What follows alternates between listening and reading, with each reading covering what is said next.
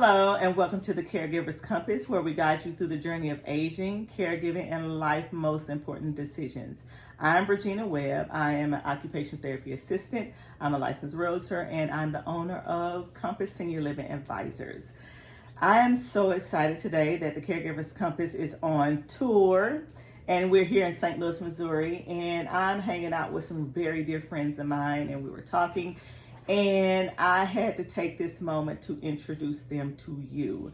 And so this is Deonna Brown, and we're going to talk with her. She is a real life caregiver. She is actively engaging in caregiving, which is so important to you, my audience, because I want to talk with her journey of caregiving, and hopefully you will find hope. You will find maybe some good advice, and you will even find some humor in her journey. So I'm going to let Deonna introduce herself and tell you a little bit about herself and who she's taking care of as a caregiver and how she found herself navigating caregiving in life. So Deonna, can you tell us a little bit about yourself? Well, my name is Deonna Brown, and as Virginia introduced her, I'm nervous. It's okay. I've been doing this almost my entire life.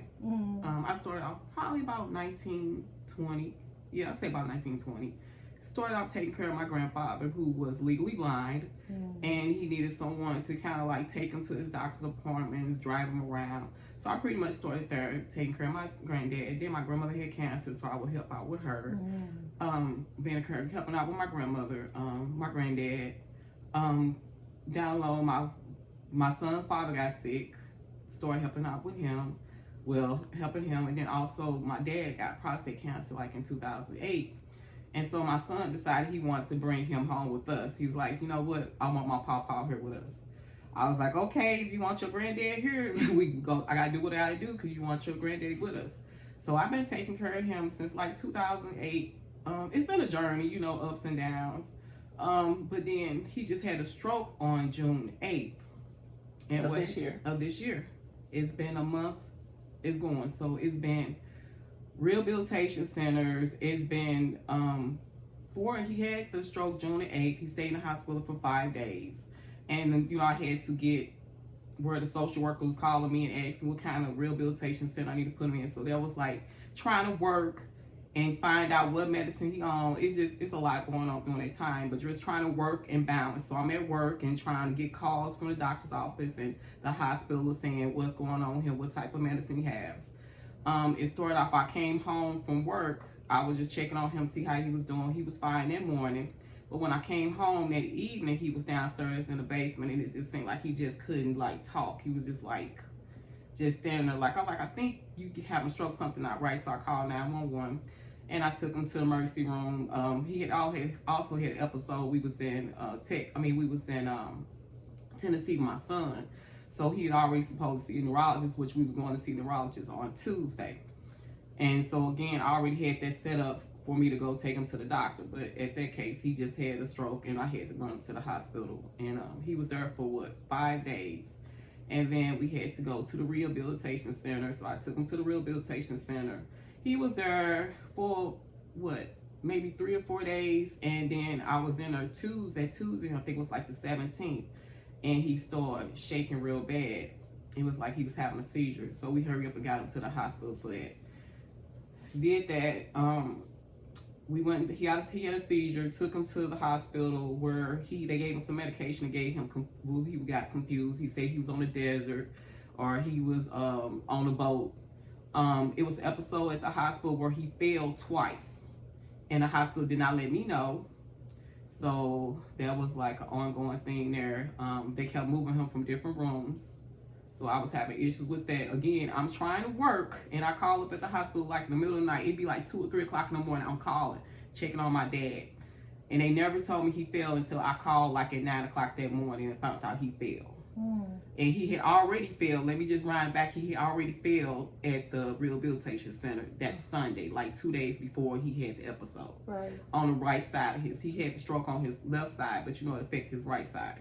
So everything happened on his right side, so he failed. He had already had his eye was had red spots, so his eye was already swollen. And then when I get to the hospital, the side of his face is cut. Mm-hmm.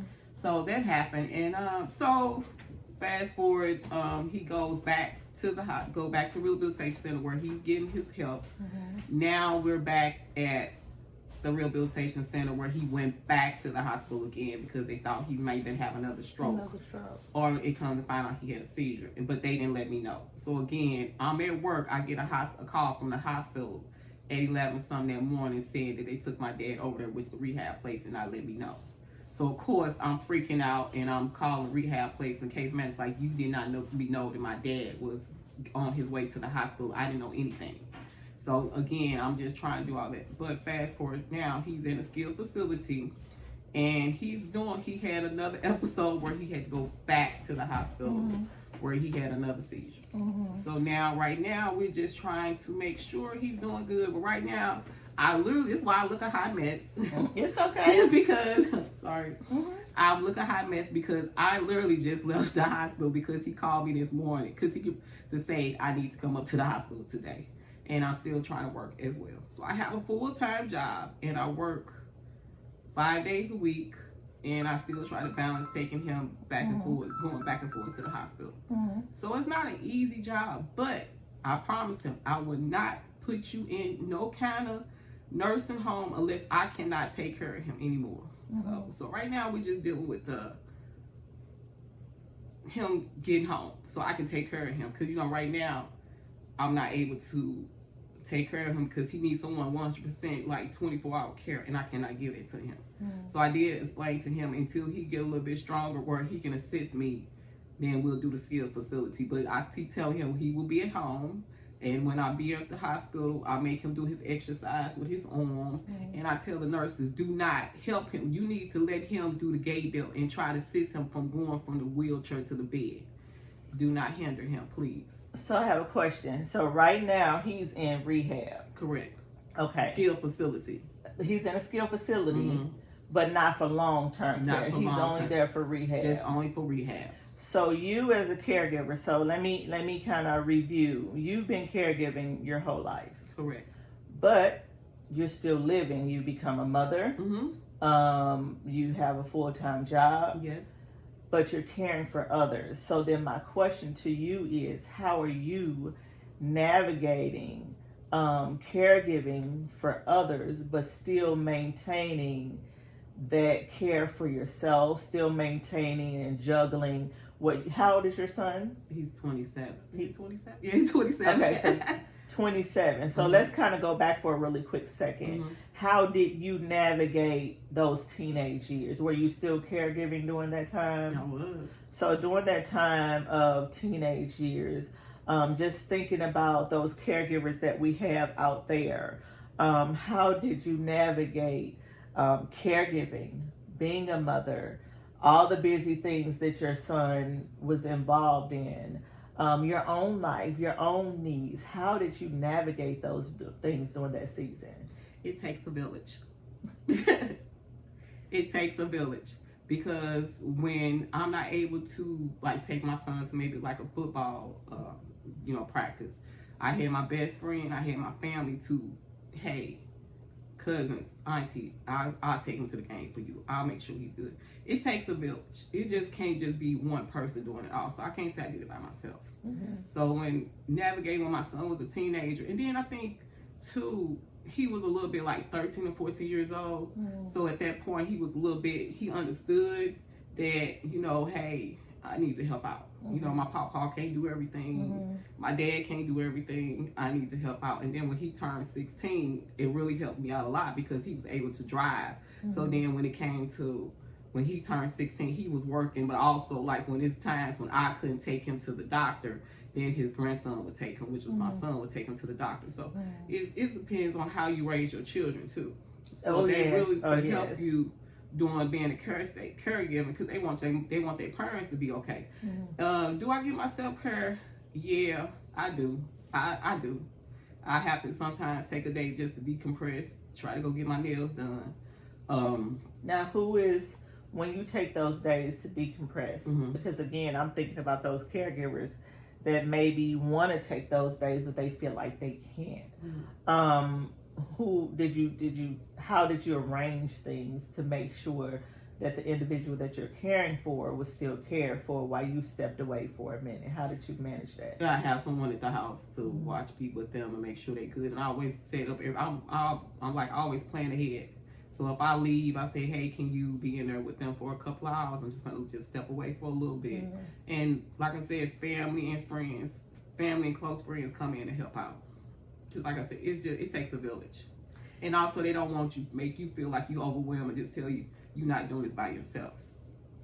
It's kind of hard. I'm looking at my questions, and it's kind of hard because you're coming from a place of what sounds like constant caregiving at one stage or the other. So it's kind of hard for me to ask you some of these questions. But right now, your journey of caregiving, it looks like you're working full time, you're helping out with your son, but at the same time, your father is not in your home with you at the moment. He is in rehab, but you're actively on top of that. And then, you know, the disappointment of, I think about caregivers out there when the places are not communicating properly with you. And then the disappointment of finding out things are going on and you don't know. And I will pause and say this to you and to our audience out there. You absolutely have the right, if you so choose, you absolutely have the right to put a camera in a room. Oh, speaking of a camera, I have a camera being put in place as we speak because of the incident we had up there. I was telling you, I literally have a camera and I had to go and get that too. So we do have a camera going in the room I just had to get the Wi-Fi is weak in the nursing homes and skilled facilities, so be aware of that. You may need to get a hotspot, and that wasn't told to us. And we was like, oh, you can get a camera, but when you get ready to put the camera in there, it's like weak signal, and mean it's poor, and you cannot really use their wireless internet, So then I had to go and find like a service to get it where I'm able to bring the camera in the room with him, because again, he can barely speak for himself. And I also want to be able to see him because, like, again, I just got a call like at 6 o'clock in the morning where the lady said my dad fell, but come to find out it was not my dad who fell.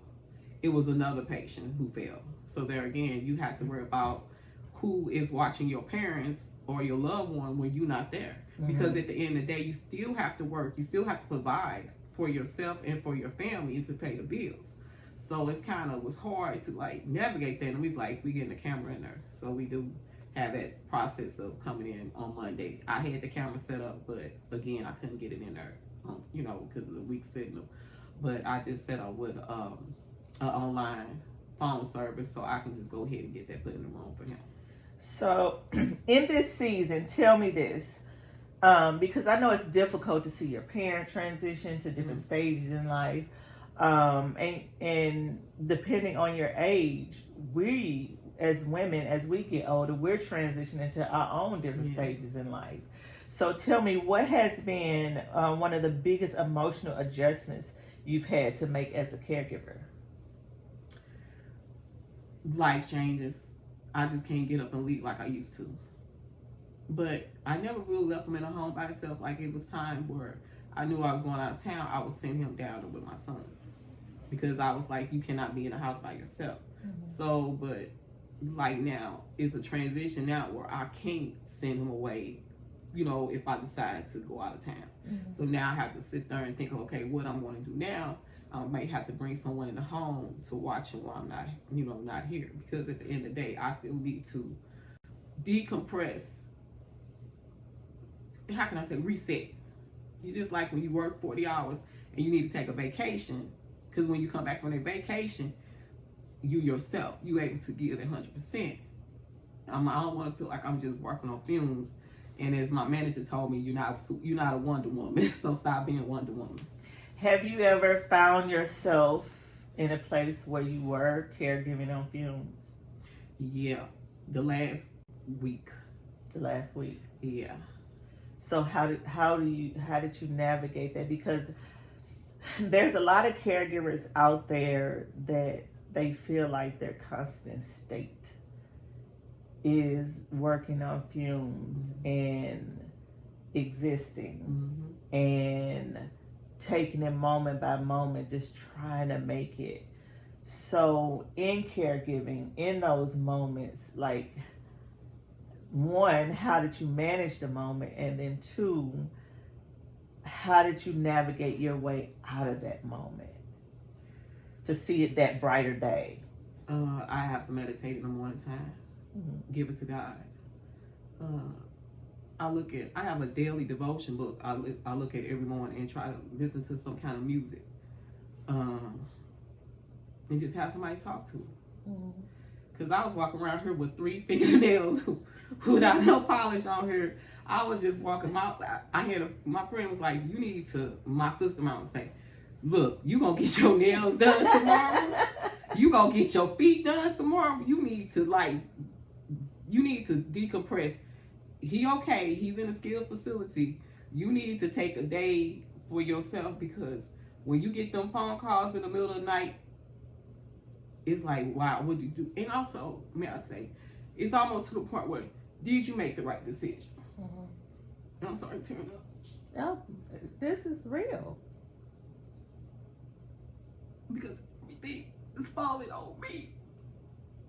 As a caregiver, you like, everybody's saying what you should do and what you not doing. Yeah. And I'm doing everything. Yeah. Everything. Yeah. The best way I can. Like, he had to fall in rehab. Then I put him in the wrong place. Yeah. He's in a skilled facility. It was an incident. He calling me talking about, come get him. Come get him. He ought to come get me. And I'm like, is he confused? What is going on with him? Mm-hmm. And I got to sit here and I have to tell him. And he look at me, he started crying. I'm like, why are you crying?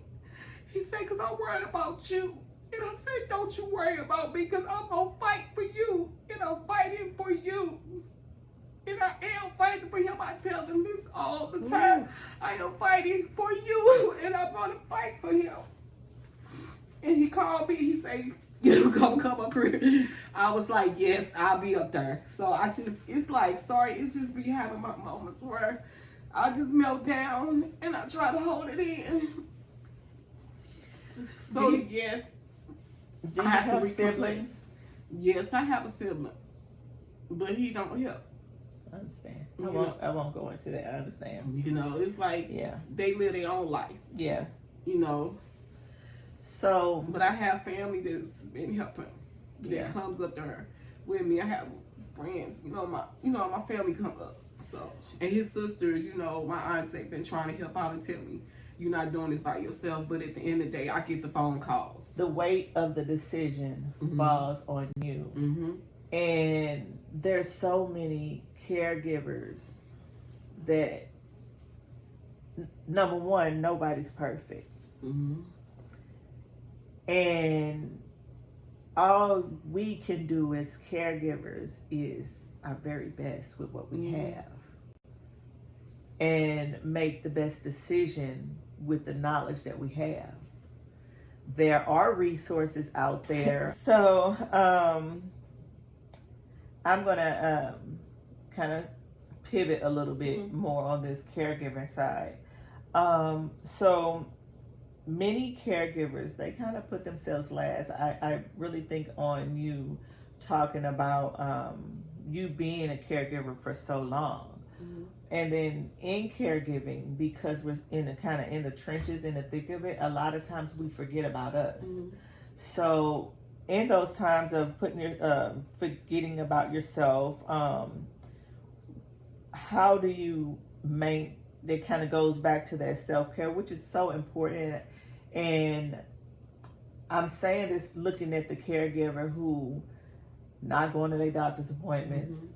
I can't go because I can't leave the parent. I can't go because I can't leave whoever I'm taking care of.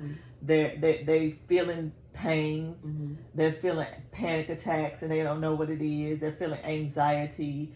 They're having breakdowns. They're lashing out at people. Whatever the case may be, they're experiencing these things truly because they're not seeing about themselves. They're not taking that moment to recharge and reset, like you mentioned earlier. So, have you found yourself like kind of putting yourself on the back burner? Yeah. And then your body telling you that, hey, I don't know how long I'm going to be on this back burner, but it's affecting me. And what did you do in those moments? How did you handle that?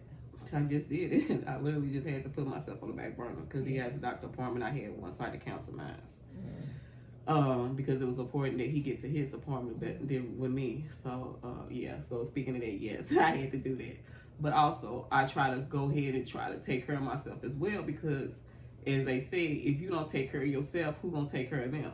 So sometimes you gotta look at that too. So I have to make sure I make my appointments. If I don't feel good, I make sure I make it to my appointments. And also try to walk in the morning time just to decompress, just to get my time to myself and just go out. And then you find a hobby, like I started gardening. So going outside and gardening, which is my first year doing that, and then that kind of like going out there and looking to see what grew. Yes. And just go out there and just that, even if it's just 10 minutes to just go out there. And we have a family dog too, so it helps too to have something else to kind of like make you want to lay in the bed because you feeling depressed or anxiety. I have a dog who makes me get up. So I'm gonna play devil's advocate here, because gardening, it really is a therapeutic choice.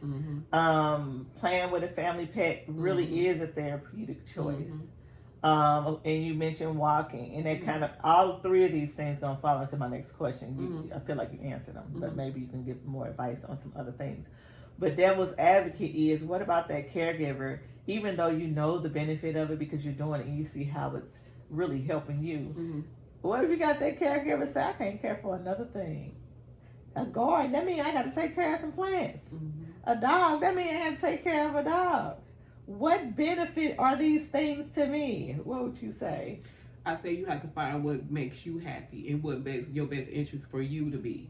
That's what makes me decompress. That makes me get out and self-care for me. But you got to find some passion for yourself. If it's just to do a little book, if you just take 20 minutes to just read a book, or just anything to make your passion, it don't have to be the garden. It don't have to be taking care of a dog or walking a dog or something like that. It's not about walking. It can be just anything can just set you aside. If it's just doing a crossword puzzle, our lights went out. I started doing a Lego roll set.